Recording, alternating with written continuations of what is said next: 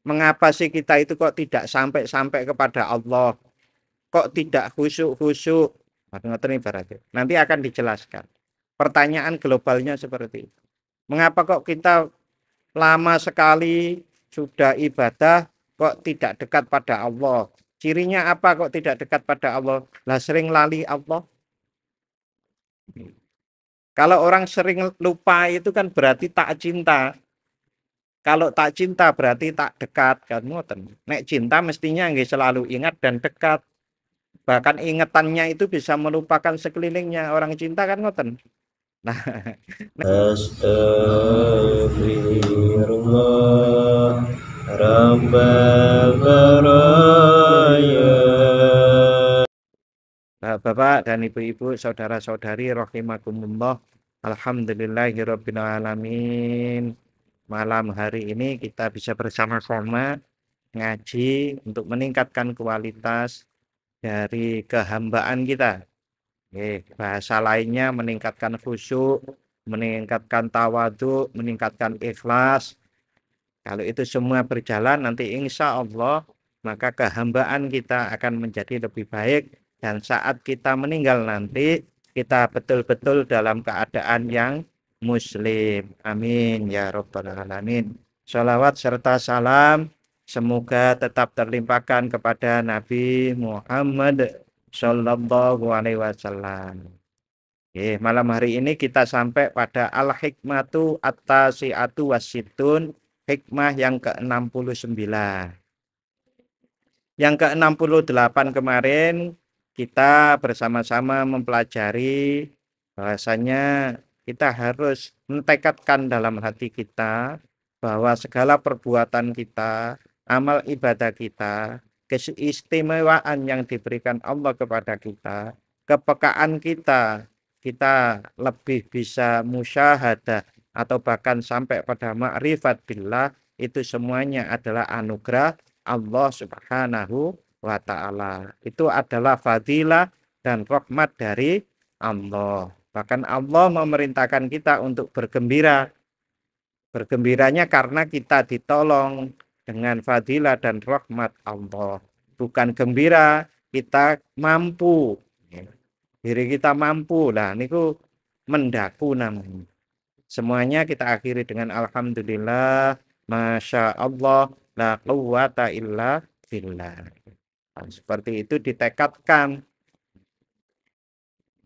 Nah, kemudian pada yang ke-69 ini Asy-Syaikh Ibnu Athaillah radhiyallahu an, beliau berkata, ya, qata as-sa'irina lahu wal wasilina ilaihi an ru'yati a'malihim wa syuhudi akhwalihim.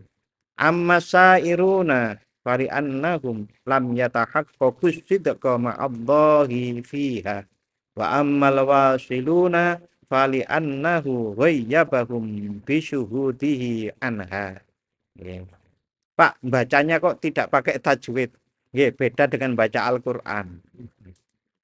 Iki sanes Al-Qur'an, ya. Jadi tidak harus pakai tajwid kalau baca itu. Qata'a asa irina lahu. Allah memutus perjalanan para penempuh jalan takorub atau orang-orang yang mendekat kepadanya. Niki nanti penjelasannya ngeten. Mengapa sih kita itu kok tidak sampai-sampai kepada Allah? Kok tidak khusyuk-khusyuk? Ngoten ibaratnya. Nanti akan dijelaskan. Pertanyaan globalnya seperti itu. Mengapa kok kita lama sekali sudah ibadah kok tidak dekat pada Allah? Cirinya apa kok tidak dekat pada Allah? Lah sering lali Allah. Kalau orang sering lupa itu kan berarti tak cinta. Kalau tak cinta berarti tak dekat kan ngoten. Nek cinta mestinya nggih selalu ingat dan dekat. Bahkan ingatannya itu bisa melupakan sekelilingnya. Orang cinta kan ngoten. Nah, nek dikire mawon dereng kerep sak jam, dikire 5 menit niku dereng kerep. Tapi alhamdulillah mpunan niku. Nah, kalau semakin kerep apalagi setiap detik ingat Allah, Nah, itu tanda-tanda. Nah, Allah memutus perjalanan para penempuh jalan takorub menujunya, wal wasilina ilaihi, dan Allah menghijab, ya, menghijab atau menutup orang-orang yang telah sampai kepada Allah atau disebut wusul. Ini berarti orang yang sudah dekat dengan Allah. Memutus maupun menghijab, memutus dulu ya, memutus an ru'yati a'malihim wa syuhudi aqwalihim. Diputus dari melihat amal-amal lahir mereka dan menyaksikan keadaan batin mereka. Amma syairuna, adapun orang-orang yang baru berjalan menuju Allah tapi belum sampai, fali annahum lam yatahaqqaqu sidqa ma'allahi fiha. Karena mereka belum merealisasikan atau menghakikikan kejujuran bersama Allah dalam amal-amal mereka.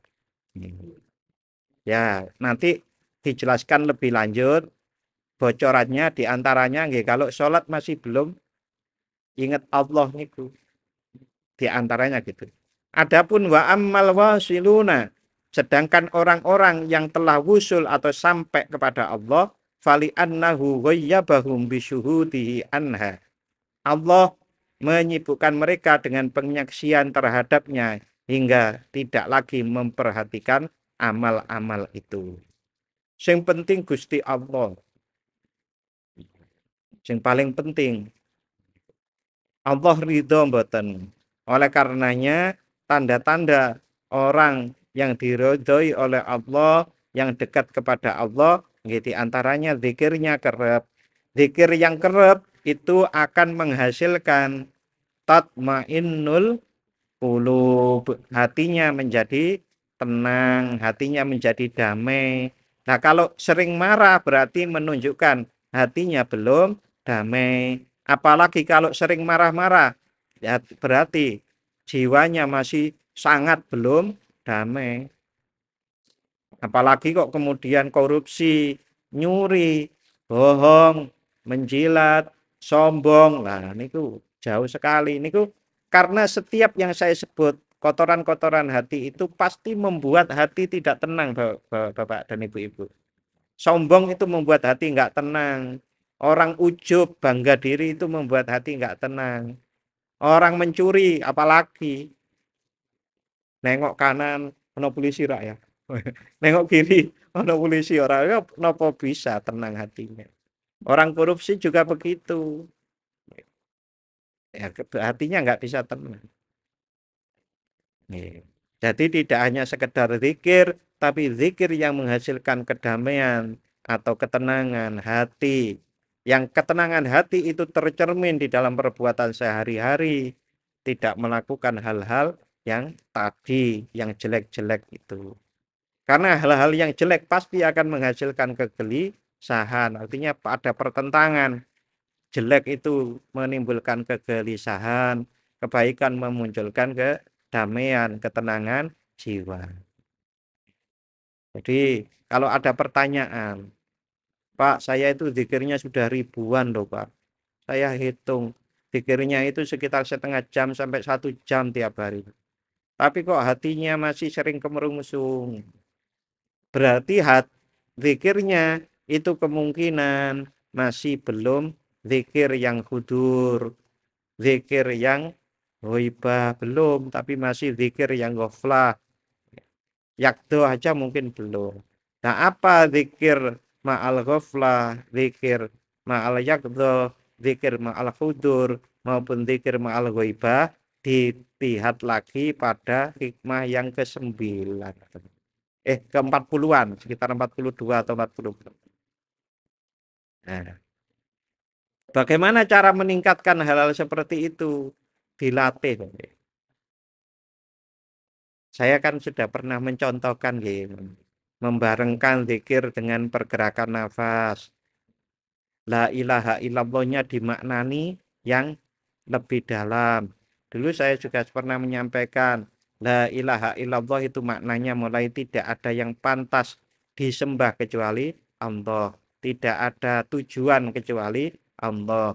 Tidak ada yang dicinta kecuali Allah. Tidak ada yang ada kecuali Allah. Kita hanya diadakan.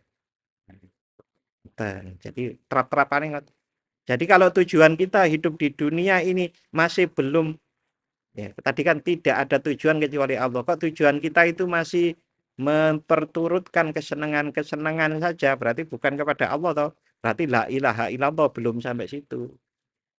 Mungkin kita sudah la ilaha illallah, tidak ada Tuhan yang pantas, yang patut disembah kecuali Allah, sudah. Kan nggak pernah nyembah jin toh Pak, sudah. Nyembah gerumbul batu nggih mboten toh.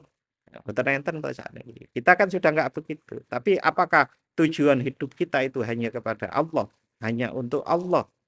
Itu kan belum. Nggih, sampun Pak, beberapa persen. Alhamdulillah. Nah, niku perkembangan-perkembangannya seperti itu. Tetapi hal-hal seperti ini Bapak Ibu, mengapa kok diputus oleh Allah? Agar kita tahu bahwa kita belum sampai, berarti harus ada yang dikoreksi kan ngoten. Niki lho. Allah memutus perjalanan kok belum sampai-sampai ya. Ya karena agar kita tahu bahwasanya kita memang ternyata belum ikhlas tenanan, belum khusyuk tenanan.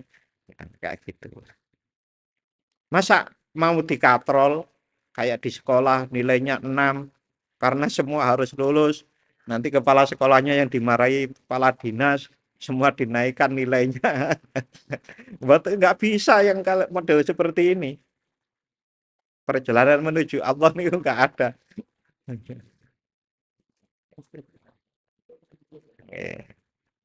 Nah, ini penjelasan lebih detailnya. Qala Asy-Syarqawiyyu yarhamuhullah. Asy-Syarqawi rahimahullah, beliau berkata, berpendapat. Kotoa akan menjelaskan ini ya Bapak-bapak. Ini menjelaskan ini perkata dijelaskan. Kotoa ay hajaba wa mana'a. Yang Allah memutus itu maksudnya yakni menghalangi atau mencegah asyairina lahu, para penempuh jalan takorrub menuju Allah, lahu niku menuju Allah. Wal wasilina ilaihi, dan Allah menghijab.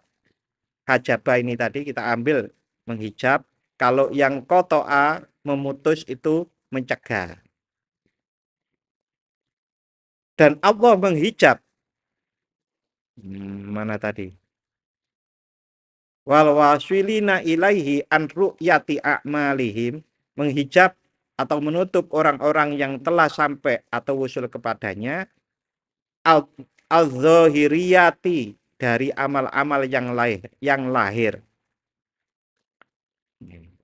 Jadi orang yang sudah sampai pun itu ditutup oleh Allah untuk tidak memperhatikan amal-amal lahiriah.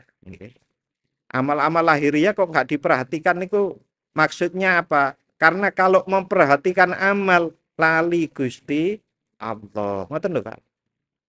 Jadi kalau orang itu fokus pada amal lahir akan lupa pada Allah. Sering-sering seperti itu.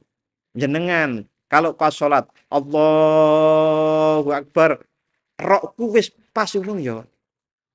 Allahu Akbar. Ngoten. Pas urung. Eling Gusti Allah mboten pas ngoten niku. Eling roke. Alhamdulillahi rabbil alamin. Alnyas alhamdulillah. Kan itu harus lepas, Pak. Ngaten toh, bukan ale kan. Kalau ale salah. Alhamdulillah niku lepas. Nah, kalau kita itu dulu belum pernah belajar, mesti ini pun dipelajari dulu-dulu lah. Sekarang sudah nggak mikir kayak gitu, ngoten Pak. Orang kalau membaca buku pakai kacamata, yang dibaca bukunya atau kacamatanya Bapak Ibu? Lah gitu. Al-Fatihah, Allahu Akbar, gerakan itu kacamata semuanya.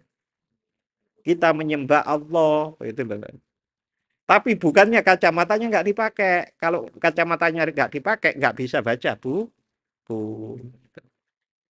Jadi apa yang harus kita lakukan? Kacamata ini dibersihkan dulu, ditandani, pun mantep, baru kemudian kita menghadap Allah. Pada saat seperti itulah orang-orang yang kadang sujud nggak bangun-bangun. Apa? Lah ngadep nang Gusti Allah nikmat, nikmat, khusyuk, maha suci Engkau ya Allah. Itu menyanjung Allah niku. Niku kan nikmat. Loh Pak, kok bisa sih menyanjung Allah nikmat? Jenengan loh, nek kadung cinta seseorang loh. Wah, dirimu. Kan ngoten-ngoten toh. Itu nikmat menyanjung orang yang kita cintai. Nah, menyanjung, memuji, mengagumi Allah bagi orang-orang yang cinta kepada Allah nggih nikmat. Karena nikmat itu nggak bangun-bangun sujudnya gitu. Prosesnya seperti itu gitu Pak.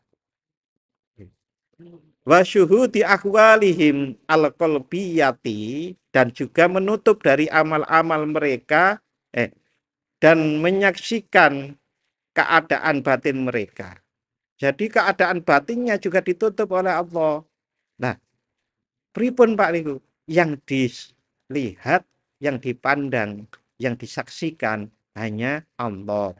Penyaksiannya bukan dengan mata kepala. Penyaksiannya dulu sudah pernah saya sampaikan, menyaksikan dengan iman dan dengan basiroh atau mata hati.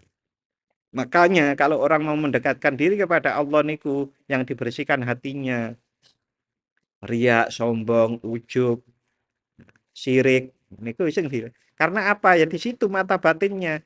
Kalau kotoran-kotorannya masih ada berarti matanya tidak bisa melihat.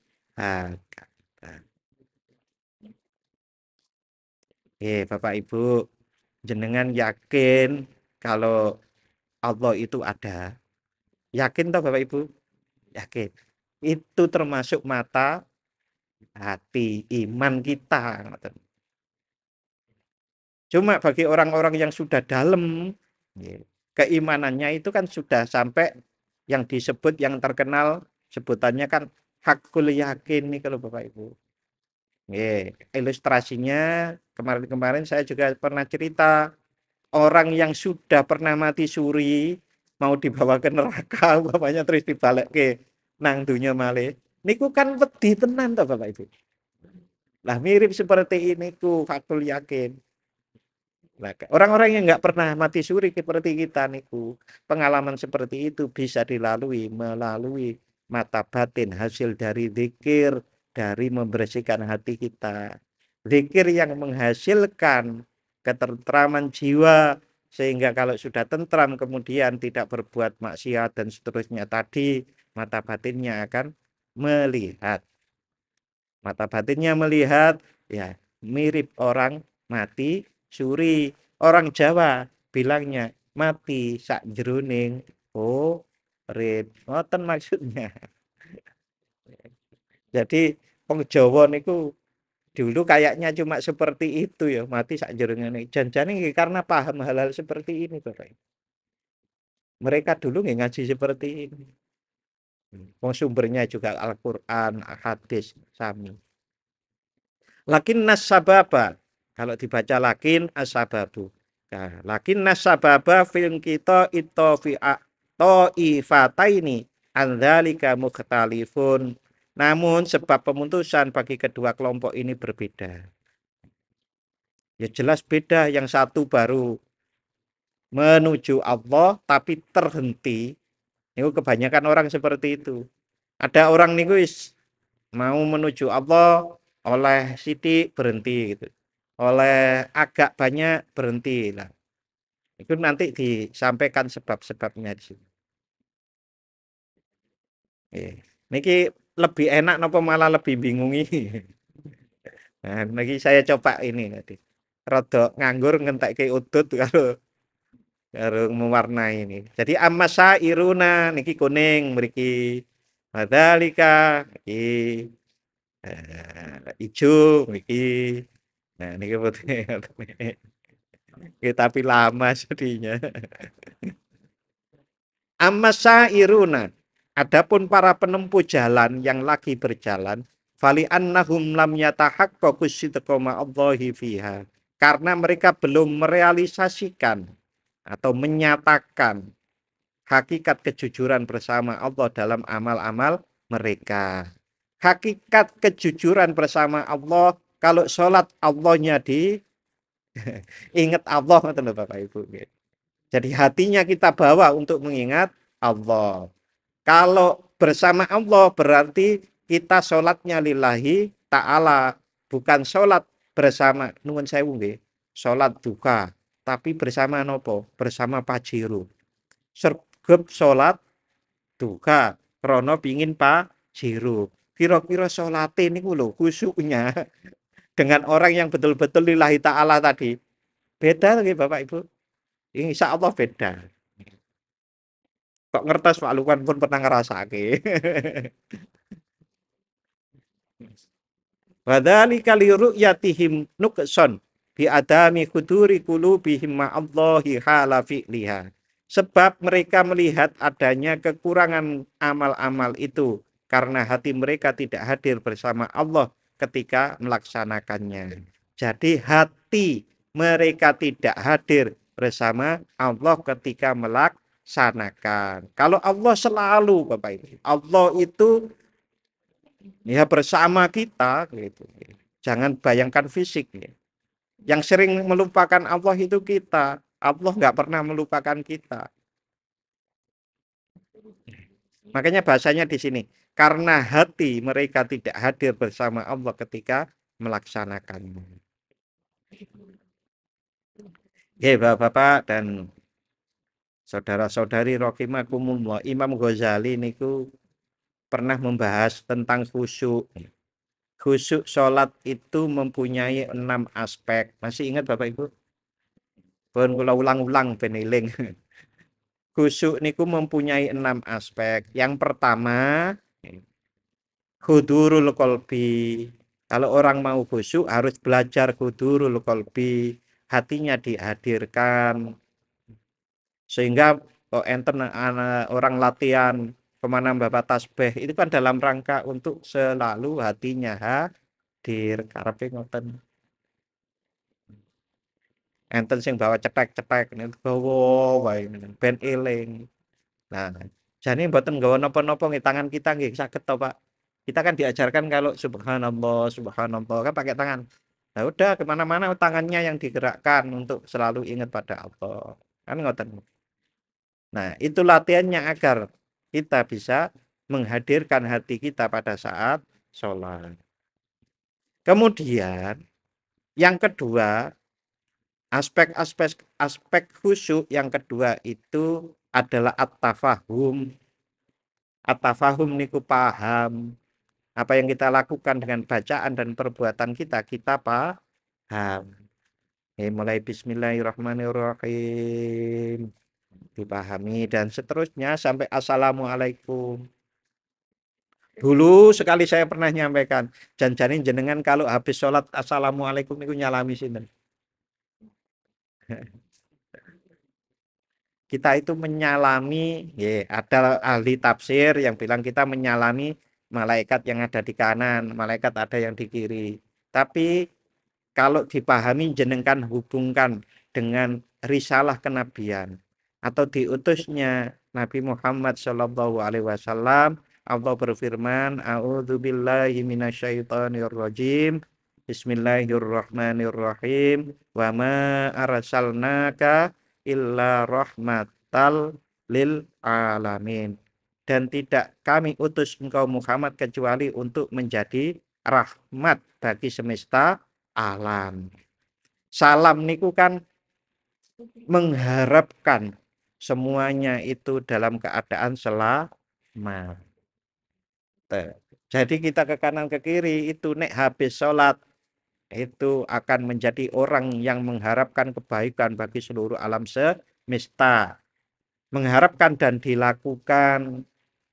Nah, kalau sudah dilakukan, kemudian ada yang namanya firman Allah, inna sholata tanha anil faksha'i wal munkar. Sesungguhnya Sholat itu mencegah kebaikan mencegah dari kekejian dan kemungkaran. Kan dados orang yang rahmatan lil alamin pasti tidak berbuat keji dan mungkar. Oleh karenanya sholat itu oleh sampai 5 kali itu ya agar kita betul-betul kehendak Allah melalui Rasulullah bahwasanya Islam itu kita anut agar kita menjadi orang-orang yang rahmatan lil alamin. Rahmatan lil alamin. Kemudian fahum iman muttahimuna nufusahum. Tadi masih dua nggih Bapak Ibu. Nggih, yang ketiga saya kebut aja. Aspek khusyuk niku yang pertama hudurul qalbi, hatinya hadir. Yang kedua at-tafahumu paham. Yang ketiga itu al-haibah. Al-haibah niku merasakan kewibawaan Allah. Tentu ya harus belajar sinau siapa Allah gitu. Kemudian yang keempat itu adalah al-haibah at-ta'zim, mengagungkan Allah. Yang kelima itu al khauf atau takut kepada Allah. Yang keenam al haya'u, malu kepada Allah. Ya, 6. Oke, kemudian fahum iman muttahimuna nufusahum fi tawfiyati a'malihim haqqoha. Mereka selalu mencurigai diri mereka sendiri bahwa mereka belum memenuhi hak amal-amal tersebut baik dari sisi pelaksanaannya. Wa fi syafai aqwali qulubihim, maupun dari kejernihan keadaan hati mereka. Fakana dzalika sababan fil bara'ati min ru'yatiha wa syuhudiha. Maka hal ini menjadi sebab mereka terhindar dari melihat dan menyaksikan amal-amal mereka. Nggih. Jadi Bapak-bapak dan Ibu-ibu, saudara-saudari, hal-hal seperti inilah yang menyebabkan orang itu sulit khusyuk, tidak sampai-sampai kepada Allah. Ya karena diantaranya karena hati mereka tidak hadir, mereka selalu curiga diri.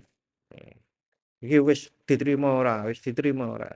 Kan sudah amal itu Bapak Ibu kalau sudah dilakukan kita kan alhamdulillahirabbil alamin ditolong oleh Allah sudah melaksanakannya. Pun yang ke depan itu nggih diperbaiki.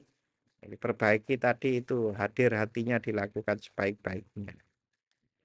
Kalau kemudian kita itu nuwun sewu terlalu nggih ndaki gitu.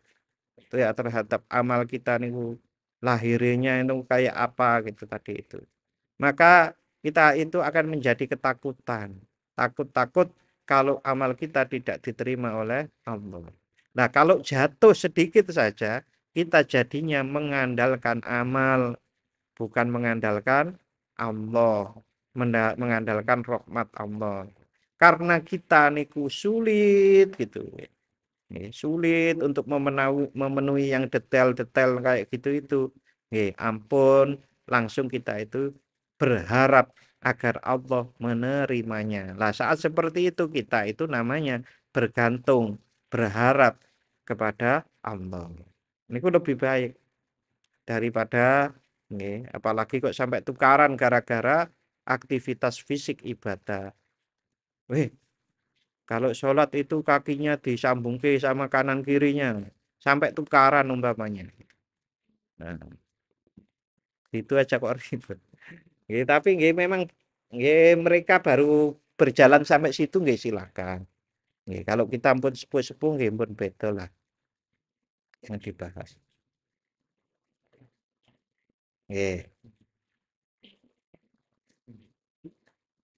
Wa ammal wasiluna fali annahu ghayyabahum bisyuhudi anha.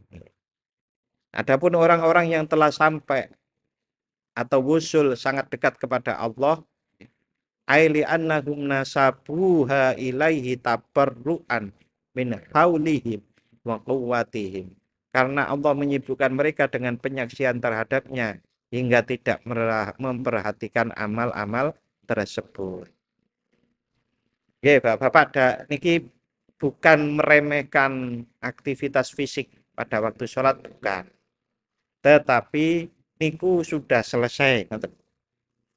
Niki di mana letaknya niku sing belajar kayak ngeten iki jane cah cah TPA atau Bu, Pak. Nggih. Masa wis sepuh-sepuh kok belajar ngoten kan ngoten. Udah selesai kayak gitu itu. Ngoten. Jangan lagi mempelajari kayak gitu. Oke. Jangan lagi niku berarti pun pernah belajar loh. Nanti salah lagi saya. Nah, itu sudah selesai. Yang kita pelajari itu bagaimana kita menghadap kepada Allah pada waktu sholat itu. Allahu Akbar menghadap kepada Allah. Antak budallaha ka'annaka tarahu. Al-Ihsan niku. Kita seakan-akan melihat Allah. Hadis yang lain menyebutkan bahwa Allah itu melihat hati kita. Hati kita dipantaskan pada waktu kita sholat. Dipantaskan kita sedang menghadap Allah dan Allah memperhatikan kita. Hati kita diperhatikan. Tuh. Berikutnya aili annahum nasabu. Sampun ya. Maksudnya mereka menisbahkan amal-amal tersebut kepada Allah sebagai bentuk pelapasan dari kekuatan dan kemampuan mereka sendiri. Jadi orang niku kalau beramal yang terbaik setelah amal itu alhamdulillah. Alhamdulillah itu berarti alhamdulillah Allah sudah menolong, memberikan rahmat, memberikan fadilah sehingga saya bisa sholat kan ngoten. Sehingga tidak mengandalkan wah aku wis sholat Gusti Allah kudu ngasih surga kan tidak begitu. Karena paham dengan uh, la haula wala quwata illa billahil aliyil azim. Dan faqata'ahum an dzalika syuhudum lahu fi hadrati qurbihi. Maka Allah memutuskan mereka dari melihat amal-amal itu karena sibuk menyaksikan Allah dalam kedekatannya. Kalau sudah kalau sudah menghadap ini ke ilustrasi. Kalau jenengan kita semuanya sudah menghadap raja, niku napa sik ke baju? Mboten tahu Bapak Ibu. Pun rampung, bajune pun rapi ngoten. Kalau kita sholat menghadap Allah, ampun lagi kita itu mikir ke roe mau bener apa salah. Pun selesai niku. Tapi bukannya tidak ada, pun selesai seperti kita menghadap raja. Nah, niki pun dibenik rapi ngoten. Pun selesai semua. Nah, waman syahada lam yashhad ma'ahu ghairahu. Barang siapa yang menyaksikan Allah, maka ia tidak melihat sesuatu pun selainnya.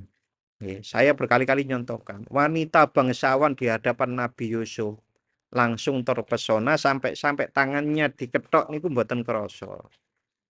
Nah, niku nggih seperti kita, kalau kita terpesona sama raja niku, mosok marep meliting baju sing dandan ngeten kan mboten. Pun terpesona sama rajanya. Artinya pada waktu kita sholat menghadap Allah, Allah Maha Agung, kita terpesona dengan keagungan Allah yang melihat keimanan dan mata batin kita tadi. Oh, kok banyak ya? Oh, dibut mawon nggih.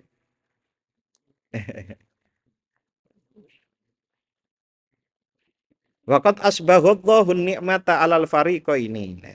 Dengan keadaan dua golongan tadi, sebetulnya Allah telah memberikan karunia kepada kedua kelompok ini dengan menyelamatkan.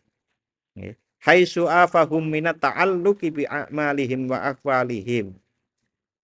Menyelamatkan mereka dari keterikatan pada amal-amal dan keadaan spiritual mereka. Jadi ini diselamatkan mereka niku. Illa annahu fa'ala dzalika bisalikina karhan.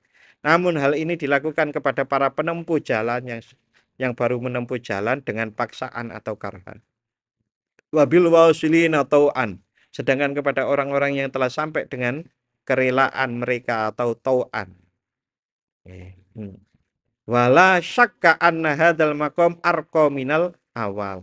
Tidak diragukan lagi bahwa tingkatan orang-orang yang telah sampai wusul ini lebih tinggi daripada penempuh jalan menuju Allah. Nah, sing niki wau illa annahu fa'ala dzalika bisalikina karhan wa bil wasilina tau'an. Niku ada di dalam Al-Qur'an, surat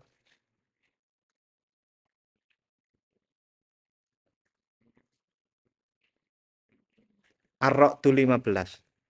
Nggih, kalau mau ngecek monggo.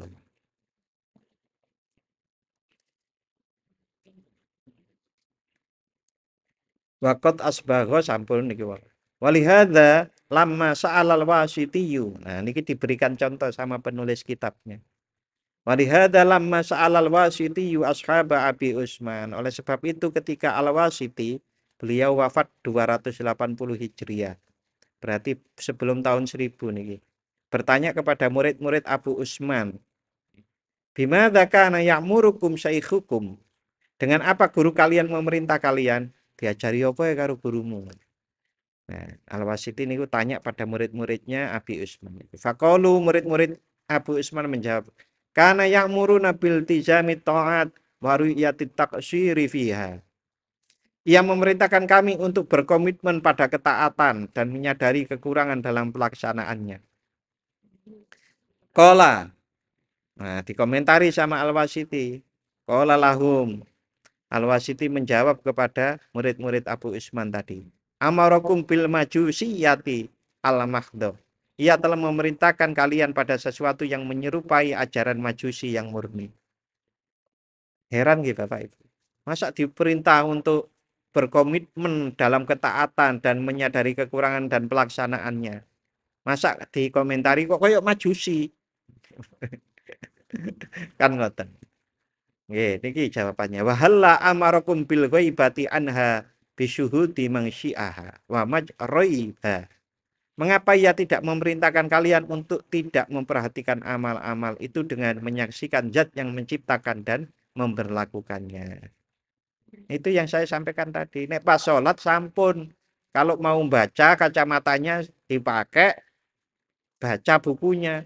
Kalau sholat, ya sudah dibaca dengan menyaksikan Allah itu. Bismillahirrahmanirrahim. Dengan menyebut nama Allah yang Maha Pengasih lagi Penyayang. Nah, kalau kita sudah pernah mempelajari kasih sayang Allah, termasuk sering saya ceritakan tentang bahwa Allah itu lebih sayang kepada hambanya melebihi sayangnya seorang ibu terhadap anak batitanya. Berarti sayang banget tuh Allah itu. Nah, saat mengucapkan itu Bismillahirrahmanirrahim. Allah sayang, sangat sayang pada kita. Nah, nek ngepasi pas nangis baru bismillah niku pan nangis. Makanya wong nek nangisan ngoten niku mboten usah dadi imam. Mah gak rampung-rampung. Ngono wae kan gitu. Enggak tutup-tutup gitu. Enggak ada kan nih dengan video kan ngoten toh. Di video di YouTube itu. Wah, ngimami pas nangis wah repot. Enggak rampung-rampung. Jadi makmum aja orang seperti itu. Nangis ben ora ngrepoti makmum lain. Lho Pak kan apik nggih apik. Tapi nanti piye? Jadi kalau orang yang jadi pemimpin itu ya tidak ya yang bisa mengendalikan dirinya termasuk nangisnya. Bukannya orang yang nggak nangis itu kalah baik dengan orang yang nangis belum tentu Bapak Ibu. Ibaratnya ngeten iki. Ada dua orang A dan B.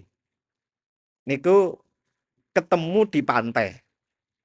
Si A itu sudah berlayar keliling-keliling pantai kemana-mana terus kembali. Si B itu juga di pantai tapi baru mau berangkat.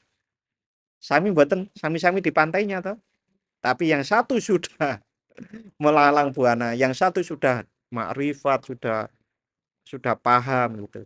Mampu mengendalikannya.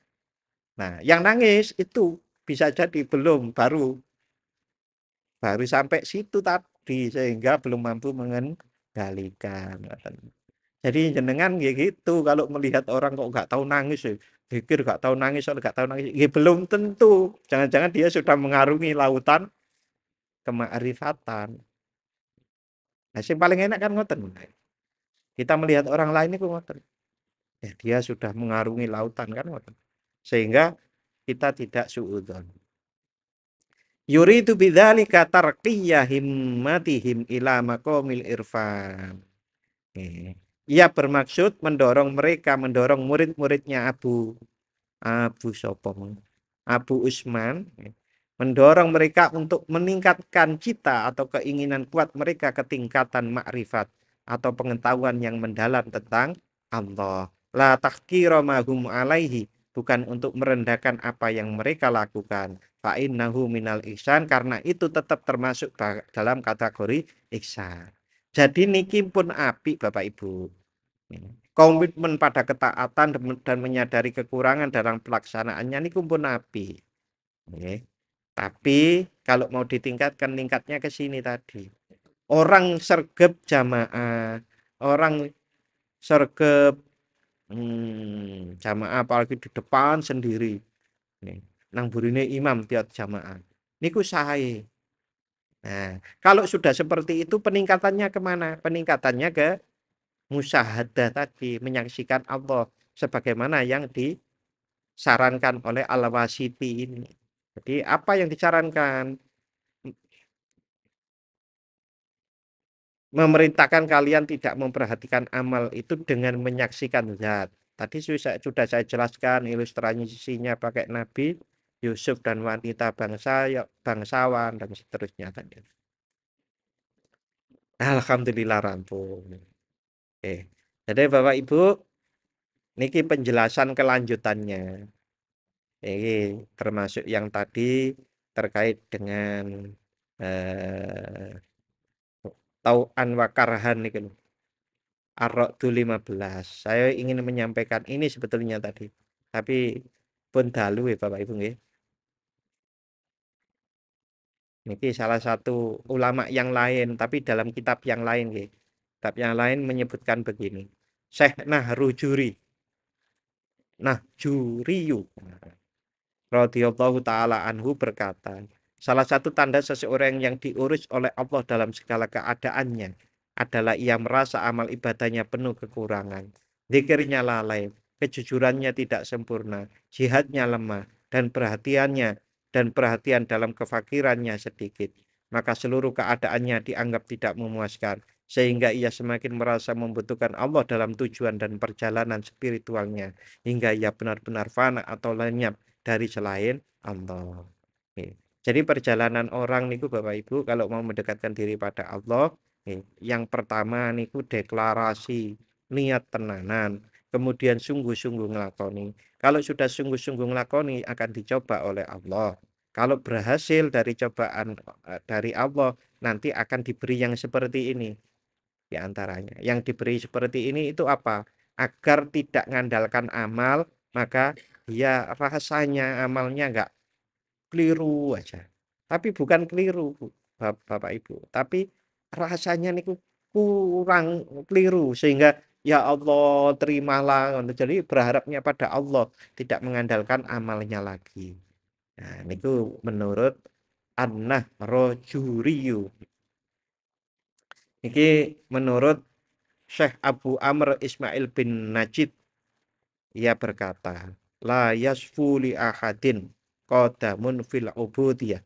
Tidak akan murni kedudukan seorang hamba dalam peribadatan hatta takuna af'aluhu indahu kulluha riya'an wa ahwaluhu kulluha indahu da'awa. Tidak akan murni kedudukan seorang hamba dalam peribadatan hingga ia merasa bahwa seluruh amal perbuatannya adalah riak dan semua keadaannya adalah klaim semata.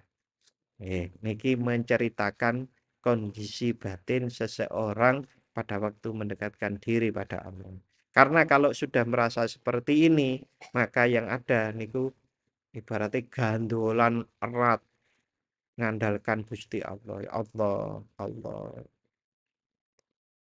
Karena apa? Merasa tidak ada apa-apanya dirinya, tidak mampu lagi. Ya Allah, mau apa ikhtiar saya mau bagaimana lagi? Akhirnya Allah, Allah gitu. Iku terima kasih Bapak Ibu, mudah-mudahan bermanfaat. Mari kita berdoa bersama-sama. A'udzubillahi minasyaitonirrajim. Bismillahirrahmanirrahim. Allahumma shalli wa sallim ala sayyidina Muhammad wa ala ali sayyidina Muhammad walhamdulillahi rabbil alamin. Allahumma ighfir lana dzunubana wa liwalidayna warhamhum kama rabbayana shighara. Allahumma sabbit imanana wa nawwir qulubana wa barik lana fima ataitana wa sallimna fid dunya wal akhirah. Rabbana hab lana min azwajina wa dhurriyyatina qurrata a'yun waj'alna lil muttaqina imama. Allahumma ja'alna wa ahlana wa talamidana min ahlil ilmi wal khair wa la taj'alna wa iyyahum min ahli jahli wat tayr. Allahumma inna nas'aluka bi husnil khatimah wa na'udzubika min su'il khatimah. Rabbana atina fid dunya hasanah wa fil akhirati hasanah wa qina adzabannar. Wa sallallahu ala sayyidina Muhammad wa ala ali sayyidina Muhammad. Subhana rabbika rabbil izzati amma yasifun wa salamun alal mursalin walhamdulillahi rabbil alamin. Matur nuwun dan mohon maaf apabila ada khilaf. Wassalamualaikum warahmatullahi wabarakatuh.